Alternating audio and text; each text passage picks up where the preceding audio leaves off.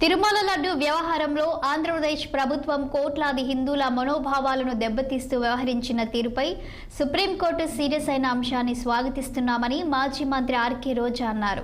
స్వలాభం కోసం చంద్రబాబు లడ్డు కల్తీ అని ప్రకటన చేశారు. సుప్రీంకోర్టు విచారణ చేస్తే చంద్రబాబు అబద్ధాలు బయటకు వస్తాయన్న ఆమె సీఎం స్థాయిలో ఉండి విచారణ చేయకుండా సాక్ష్యాధారాలు లేకుండా లడ్డూపై ప్రకటన చేశారని మండిపడ్డారు. జగన్ను ఇబ్బంది పెట్టాలని ఇలా చేశారని తెలిపారు. చంద్రబాబు కనుసైకల్లో నడుస్తున్న సిట్ దర్యాప్తుపై తమకు నమ్మకం లేదని, కేసులో సుప్రీంకోర్టు కలుగజేసుకోవాలని ఆమె కోరుతూ ఓ వీడియో విడుదల చేశారు. కేసును సిబిఐకి ఇవ్వాలని తాము కోరుతున్నామని, సిట్టింగ్ జడ్జి పర్యవేక్షణలో ఈ విచారణ జరగాలని పేర్కొన్నారు. లడ్డూని తినాలా వద్దా అని భక్తులు అనుమానంతో ఉన్నారని తెలిపారు మాజీ మంత్రి రోజా.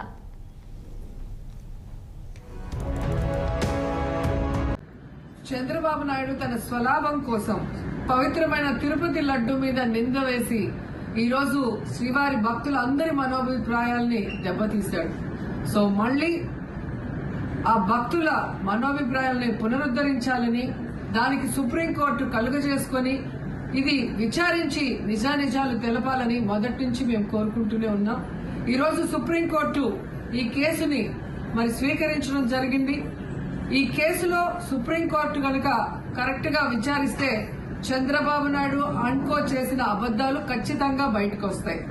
ఎందుకంటే మీరే చూశారు, చంద్రబాబు నాయుడు లాంటి వాళ్ళు ఒక సీఎం స్థాయిలో ఉండి తప్పు జరిగిందా లేదా అని విచారణ చేయకుండా, ఎటువంటి సాక్ష్యాధారాలు లేకుండా కేవలం జగన్మోహన్ రెడ్డి గారిని టార్గెట్ చేయాలి, ఆయన మీద నింద వేయాలి, ఆయన్ని హిందువులకి దూరం చేయాలన్న ఒక దురుద్దేశంతోనే ఈ యొక్క కామెంట్ చేశాడు అనేది స్పష్టం కాబోతుంది.